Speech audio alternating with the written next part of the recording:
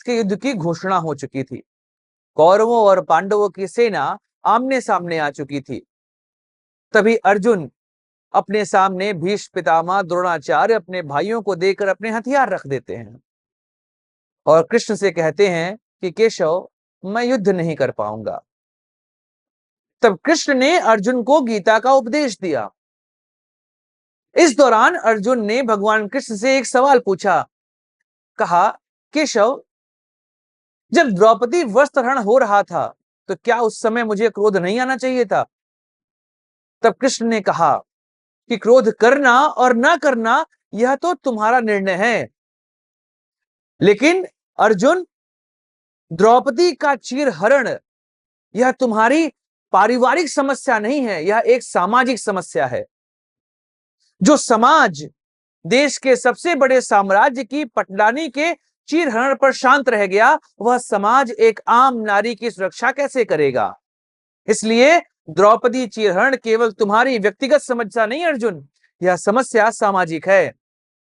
और आधुनिक समाज को देखा जाए तो आधुनिक समाज में होने वाले बलात्कार और रेप की घटनाएं, यह घटना केवल किसी व्यक्ति से संबंधित नहीं है, यह घटना एक सामाजिक समस्या है और समाज को एक साथ मिलकर इसमें पार्टिसिपेट करना पड़ेगा और कंप्लीट इरेडिकेशन प्रोग्राम करना पड़ेगा।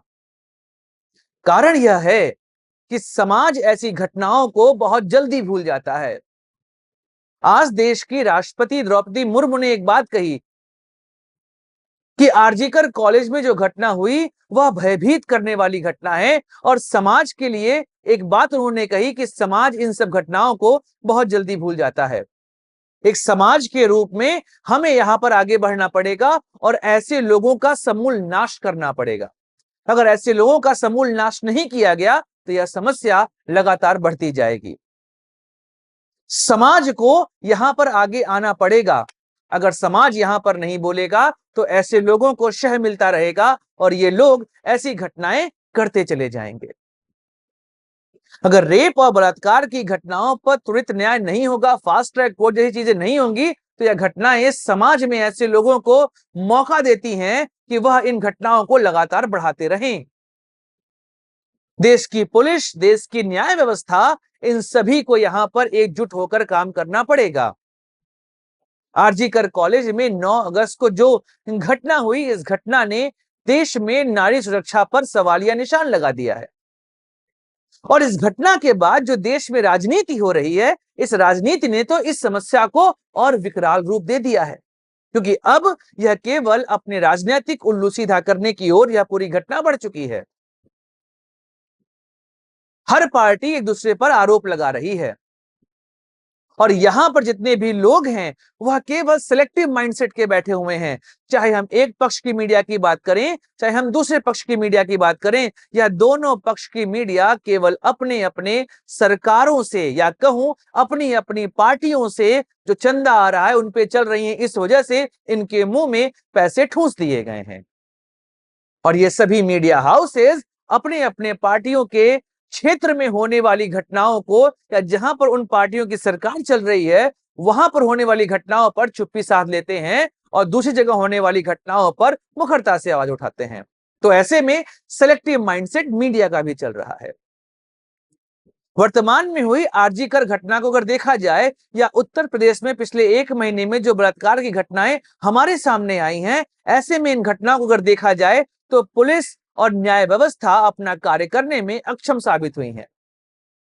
कारण यही है कि नारी सुरक्षा यहां पर कहीं भी उद्देश्य नहीं होता। यहां पर यह देखना है कि कोई बड़ा आदमी तो इस घटना में नहीं फंस रहा और उस आदमी को बचाने के लिए ये सभी तंत्र एक साथ इकट्ठा हो जाते हैं। जब हैदराबाद में बलात्कार की घटना हुई थी और वहां पर पुलिस ने एनकाउंटर किया था तो पुलिस पर लोगों ने पुष्प वर्षा की थी। यह समाज चाहता है त्वरित न्याय ऐसी घटनाओं का, लेकिन न्याय व्यवस्था ऐसी समस्याओं से घिरी हुई है और इस तरीके से मैनिपुलेटेड हो चुकी है कि वह त्वरित न्याय दे ही नहीं पाती। याद रखिए, देर में मिला न्याय भी अन्याय ही कहलाता है। जितनी देर में न्याय मिलेगा वह अन्याय के समान है।